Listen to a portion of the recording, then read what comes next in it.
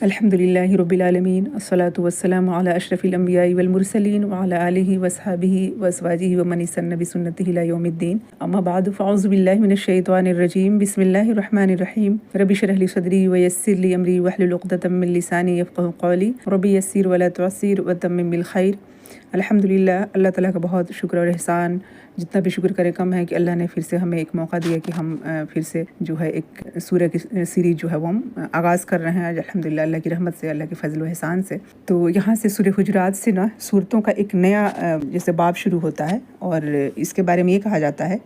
کہ یہاں سے طوال مفصل کی پہلی صورت ہے سورہ حجرات، اور کہیں کہیں یہ بھی آیا ہے کہ سورہ قاف سے یہ مطلب طوال مفصل صورتیں جو ہے شروع ہوتی ہیں، لیکن یہ بھی قول ہے کہ یہ طوال مفصل میں پہلی صورت ہے۔ سورہ حجرات سے سورہ نازعات تک کی صورتیں طوال مفصل کہلاتی ہیں، اور ان کو فجر کی نمازیں پڑھنا مسنون اور مستحب ہے۔ اور سورہ عبس سے سورہ لیل تک کی اوساط مفصل، اور سورہ دوحہ سے سورہ ناس تک کی قصار مفصل ہے۔ ظہر اور عشاء میں اوساط مفصل، مغرب میں قصار مفصل پڑھنا مستحب ہے۔ بہت ہی امپورٹنٹ سورہ ہے، اور بہت بڑی نہیں ہے، 18 آیات ہیں ٹوٹل، اس میں 2 رکوع ہے، تو انشاءاللہ تعالی ہم 2 آیات کر کے ہی لیں گے انشاءاللہ تعالی، اس پہ غور و فکر کریں گے اور اپنے لیے جو ہے عملی پوائنٹس جو ہیں وہ نوٹ کریں گے اور اس کو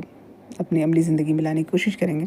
پہلی آیت جو ہے وہ اس میں خاص بات کیا ہے کہ اللہ اور اس کے رسول سے آگے نہیں بڑھنے کی بات جو کہی گئی، آواز بلند نہیں کرنا، اور جو ادب سکھایا گیا ہے رسول اللہ صلی اللہ علیہ وسلم کا ادب جو ہے وہ۔ سورہ حجرات کی پہلی آیت، بسم اللہ الرحمن الرحیم، یا ایہا الذین آمنوا لا تقدموا بین یدی اللہ ورسولہ واتقوا اللہ ان اللہ سمیع علیم۔ ترجمہ ہے، بسم اللہ الرحمن الرحیم، اے ایمان والو، اللہ اور اس کے رسول سے آگے نہ بڑھو اور اللہ سے ڈرتے رہا کرو، یقیناً اللہ سننے والا جاننے والا ہے۔ اس کا مطلب ہے کہ دین کے معاملے میں اپنے طور پہ کوئی فیصلہ نہ کرو، نہ اپنی سمجھ اور رائے کو ترجیح دو، بلکہ اللہ اور رسول کی اطاعت کرو۔ اپنی طرف سے دین میں اضافہ یا بدعت کی ایجاد اللہ اور رسول سے آگے بڑھنے کی ناپاک جسارت ہے، جو کسی بھی صاحب ایمان کے لائق نہیں ہے۔ اسی طرح کوئی فتویٰ قرآن اور حدیث میں غور و فکر کیے بغیر نہ دیا کرو، اور دینے کے بعد اگر اس کی نص شرع کے خلاف ہونا واضح ہو جائے تو اس پر اصرار بھی نہیں کرنا چاہیے، اور دیے گئے حکم کے منافی ہے۔ مومن کی شان تو اللہ اور رسول کے احکام کے سامنے سر تسلیم اطاعت خم کر دینا ہے، نہ کہ اس کے مقابلے میں اپنی بات پر یا کسی امام کی رائے پر اڑے رہنا۔ پہلی آیت سے ہی ادب و اخلاق کی بات پتہ چلتی ہے، اور نبی پاک صلی اللہ علیہ وسلم کا ادب جو ہے وہ ایمان کا حصہ ہے، یعنی مومن جو ہے وہ اس کے نزدیک نبی پاک صلی اللہ علیہ وسلم کی محبت، ان کا ادب و احترام، یہ بہت بلند مقام ان کا جو ہے وہ اس کو ملحوظ رکھنا ہر حال میں، یہ بے حد بے انتہا ضروری ہے۔ جہاں ادب ہوتا ہے وہاں برکت ہوتی ہے، اور جہاں بے ادبی ہوتی ہے ایمان کمزور ہوتا ہے۔ وہاں ادب صرف اخلاق نہیں، یہ ایمان کا حصہ ہے۔ جو اللہ اور رسول کا ادب کرتے ہیں، اللہ ان کے دلوں کو ہدایت دیتا ہے۔ لا تقدموا بین یدی اللہ ورسولہ کے معنی ہے کہ کتاب و سنت کے خلاف کوئی بات نہ کہو، آپ صلی اللہ علیہ وسلم کی پیش قدمی نہ کرو، بلکہ تمام امور اور معاملات میں آپ کے پیچھے پیچھے چلو، یہ میننگ اس کے اندر ہے۔ امام قتادہ کہتے ہیں کہ یہ ذکر کیا گیا ہے کہ کچھ لوگ یہ کہا کرتے تھے کہ اے کاش فلاں چیز کے بارے میں وحی نازل ہو، اے کاش یہ بات اس طرح سے صحیح ہو، تو اللہ تعالیٰ نے اس سے ناپسند فرمایا، واتقوا اللہ، اور اللہ سے ڈرو اس میں ان امور میں جن کا تمہیں حکم دیا گیا ہے، بے شک اللہ تعالیٰ بڑا سنتا ہے تمہارے اقوال کو، اور علیم خوب جانتا ہے تمہاری نیتوں کو بھی۔ اس میں ہمارے لیے جو عملی پوائنٹ ہے، جو عمل کے نکات جو اگر ہم دیکھیں تو، یعنی کہ بات کرتے وقت جو ہے ٹون سافٹ ہو، کتاب و سنت کے مطابق ہی ہم عمل کریں، بات کریں، یا جو بھی چیزیں ہیں وہ ہماری عملی زندگی میں وہ کتاب و سنت کے مطابق ہم کرنے کی کوشش کریں، اور اس بات کا خیال رکھیں کہ اگر وہ کتاب و سنت کے خلاف اور اس کے اپوزٹ چیز ہے تو یعنی یہ اسی حکم میں آ جائے گا کہ اللہ اور اس کے رسول سے جو ہے وہ آگے بڑھنے والی بات جو کہی گئی ہے نا۔ تو اللہ ہماری حفاظت کرے دین و ایمان کی، اور ہمیں اللہ تعالیٰ صحیح راستے کی ہدایت دے، صحیح راستے پہ چلنے کی توفیق دے۔ دوسری آیت جو ہے، یا ایہا الذین آمنوا لا ترفعوا اصواتکم فوق صوت النبی ولا تجهروا له بالقول كجهر بعضكم لبعض أن تحبط أعمالكم وأنتم لا تشعرون۔ ترجمہ ہے، اے ایمان والو، اپنی آوازیں نبی کی آواز سے اوپر نہ کرو، اور نہ ان سے اونچی آواز سے بات کرو جیسے آپس میں ایک دوسرے سے بات کرتے ہو، کہیں ایسا نہ ہو کہ تمہارے اعمال اکارت ہو جائیں اور تمہیں خبر بھی نہ ہو۔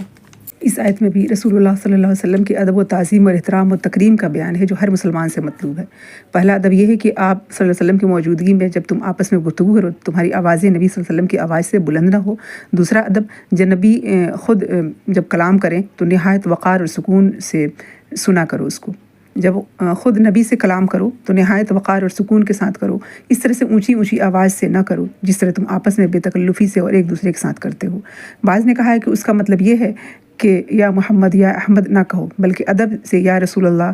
کہہ کر خطاب کیا کرو، اور ادب اور احترام کے ان تقاضوں کو ملحوظ نہ رکھو گے تو بے ادبی کا احتمال ہے جس سے بے شعوری میں تمہارے اعمال برباد ہو سکتے ہیں۔ اس آیت کی شان نزول میں صحیح بخاری کی حدیث نمبر 4845 میں بیان ہوا ہے۔ اس کے بارے میں خیال ہے کہ اس میں خطاب کرنے کا ادب بیان کیا گیا ہے جس کی روح سے نام لے کر خطاب کرنے کے بجائے آپ کے منصب رسالت کے حوالے سے آپ کو خطاب کیا جائے، یعنی یہ باتیں وہ ہیں جس سے کہ اعمال ضائع ہو جاتے ہیں، نیکیاں ضائع ہو جاتی ہیں۔ انسان کتنا بھی نیک ہو اور اگر تعظیم اور ادب سے خالی ہوگا نا تو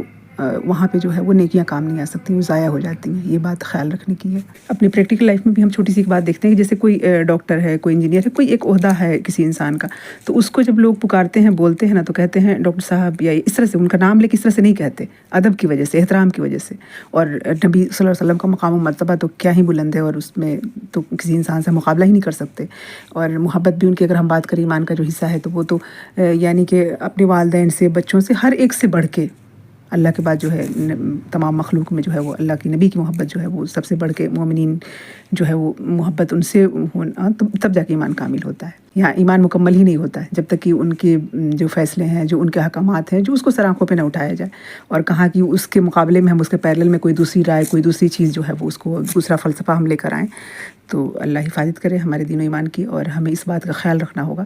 کہ اور جس ادب و اخلاق کی بات کریں نا تو عبادات کو کچھ لوگ کافی سمجھتے ہیں، اور سمجھتے ہیں کہ ہاں ہماری نمازیں بالکل ٹائم سے ہو رہی ہیں اور ہماری مطلب تسبیحات اور یہ وہ، لیکن ادب میں زیرو ہو گئے ہوتے ہیں اور ان کو خیال ہی نہیں ہوتا ہے۔ تو یہاں دیکھیں کہ عبادات اگر درست ہیں بھی، سب کچھ ہے نا، ادب سے انسان خالی ہے، اخلاق سے خالی ہے، تو یہ چیز وہ ہے جو کہ مطلب یعنی کہ اعمال ضائع کر دینا نبی کے ساتھ اگر ایسا ہے تو، اور عام مومنین کے ساتھ بھی، عام لوگوں کے ساتھ بھی اگر ادب اخلاق انسان کا نہیں ہے نا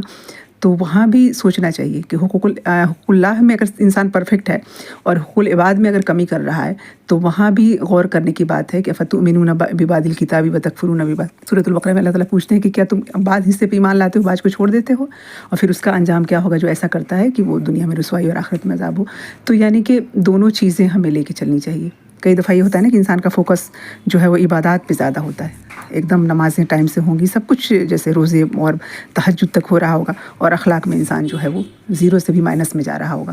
تو ایسا نہیں ہونا چاہیے۔ ہمیں اپنا ایولیوشن، اپنا محاسبہ اور اپنا یہ جو ہے نا اس پہ غور و فکر کرنا، تدبر و تفکر کر کے اپنے آپ کو اس راستے پہ لانا ہوگا کہ کہاں ہم جو ہے غلطیاں کر رہے ہیں، کہاں ہمارے اخلاق میں غلطیاں ہیں، کہاں عبادات میں غلطیاں ہیں۔ دونوں ہی ہمیں کرنا، حقوق اللہ بھی، حقوق العباد بھی۔ تو حقوق العباد میں جو سب سے پہلا حق جو ہے نا نبی کا، یہاں پہ ہم دیکھ رہے ہیں ان آیات میں کہ نبی صلی اللہ علیہ وسلم کا جو ہے وہ ادب، یہ مومنین کا فرسٹ پرائرٹی ہونی چاہیے۔ تو اللہ تعالیٰ ہمیں ان باتوں کو سمجھنے کی توفیق دے، عمل کی توفیق دے۔ تو ان دونوں آیات سے ہم اگر اپنے لیے پوائنٹس ڈرائیو کرنا چاہیں تو اس میں یہ کہ بات کرتے وقت جو ہے وہ اپنا ٹون، اپنا لہجہ جو ہے اس کا بھی ہمیں خیال رکھنا چاہیے، اور نبی کی جب بات آ جائے، جب حدیث، صحیح حدیث سے کوئی بات آ جائے نا تو اس کے پیرلل میں ہم دوسری چیز لانے کی جسارت کبھی بھی نہ کریں، اور ان چیزوں کو جو ہے آگے لے جانے کے بعد کیا کہ بلکہ اس کو جو ہے وہ اس کے پیرلل بھی نہیں لایا جا سکتا، اور اس کے مقابلے میں کوئی دوسری بات نہیں کی جا سکتی۔ یہ ادب و احترام کے خلاف ہے۔ دوسری آیت کے حوالے سے جو ہے وہ صحابہ کی زندگی سے کچھ باتیں ہیں جو ہمیں جاننا ضروری ہے۔ ابن زبیر رضی اللہ عنہ بیان کرتے ہیں کہ اس آیت کریمہ کے نازل ہونے کے بعد حضرت عمر رضی اللہ عنہ رسول اللہ صلی اللہ علیہ وسلم سے اس قدر پست آواز میں بات کرتے تھے کہ رسول اللہ صلی اللہ علیہ وسلم فرماتے، عمر کیا کہہ رہے ہو، جبکہ ابن زبیر نے اپنے نانا یعنی حضرت ابو بکر رضی اللہ عنہ کے بارے میں ایسا ذکر نہیں کیا۔ یہ روایت صحیح بخاری میں ہے، حدیث نمبر ہے 4845۔ امام بخاری رحمۃ اللہ علیہ نے حضرت انس بن مالک رضی اللہ عنہ سے روایت کیا ہے کہ نبی کریم صلی اللہ علیہ وسلم نے ثابت بن قیس رضی اللہ عنہ کی غیر حاضری کو محسوس فرمایا تو ایک شخص نے عرض کی، اللہ کے رسول، میں آپ کو خبر لا دیتا ہوں، اور ان کے پاس گئے تو دیکھا کہ وہ اپنے گھر میں سر جھکائے بیٹھے ہیں۔ انہوں نے ان سے پوچھا کہ کیا بات ہے، تو انہوں نے جواب دیا کہ بہت بری بات ہے کہ ان کی آواز نبی صلی اللہ علیہ وسلم کی آواز سے بلند ہو جاتی تھی، جس کی وجہ سے ان کے عمل رائیگاں ہو گئے، بیکار ہو گئے یعنی، اور وہ جہنمی ہے۔ اس شخص نے نبی کریم صلی اللہ علیہ وسلم کی خدمت میں حاضر ہو کر عرض کی کہ ثابت یہ باتیں کی ہیں، ثابت رضی اللہ عنہ نے یہ باتیں کہی تھیں، نے ان سے اس شخص کو دوبارہ ثابت کے پاس بھیجا، ثابت بن قیس رضی اللہ عنہ کے پاس، اور ایک عظیم بشارت دے کر بھیجا اور فرمایا کہ جاؤ ان کے پاس اور ان سے کہو کہ تم جہنمی نہیں بلکہ جنتیوں میں سے ہو۔ اس حدیث کو بھی امام بخاری نے ہی روایت کیا، اور یہ حدیث ہے صحیح بخاری کی حدیث نمبر 4846، اور مسند احمد میں بھی سورہ حجرات کے حوالے سے جو ہے وہ اس روایت کو بیان کیا گیا ہے۔ یہاں پہ جب یہ آیت انہوں نے سنی تھی ثابت بن قیس رضی اللہ عنہ نے، تو ان کی نیچرلی ان کی آواز جو ہے وہ تھوڑی لاؤڈ تھی، تو انہوں نے یہ سمجھ لیا کہ میرے تو سارے اعمال بیکار ہو گئے، ضائع ہو گئے، اور وہ گھر پہ بیٹھ گئے بالکل یعنی کہ غمزدہ ہو کے۔ تو دیکھیں کہ نیچرلی ان کی آواز ایسی تھی، ان کا جیسے کوئی بے ادبی کا اور اس طرح کا کوئی پہلو نہیں تھا اس میں، تو ان کو یہ بشارت بھی مل گئی کہ جنتیوں میں سے ہو، یعنی اپنی زندگی میں ہی ان کو یہ بشارت مل گئی۔ الحمدللہ صحابہ کی زندگیوں سے ہمیں یہ تمام باتیں جو ملتی ہیں نا، وہ ہماری رہنمائی کرتی ہیں کہ ہم کس طرح سے جو ہے وہ ان آیات پہ عمل کریں اور ان آیات کو کس طرح سے اپنے لیے لیں انشاءاللہ تعالیٰ نیکسٹ سیشن میں ہم 3 اور 4 آیات کریں گے، 2 آیات کر کے انشاءاللہ تعالیٰ لے کر چلیں گے۔ وآخر دعوانا الحمدللہ رب العالمین، سبحانک اللہم وبحمدک، نشہد ان لا الہ الا انت، نستغفرک ونتوب الیک، سبحان ربک رب العزۃ عما یصفون، وسلام علی المرسلین، والحمدللہ رب العالمین۔ السلام علیکم ورحمۃ اللہ وبرکاتہ۔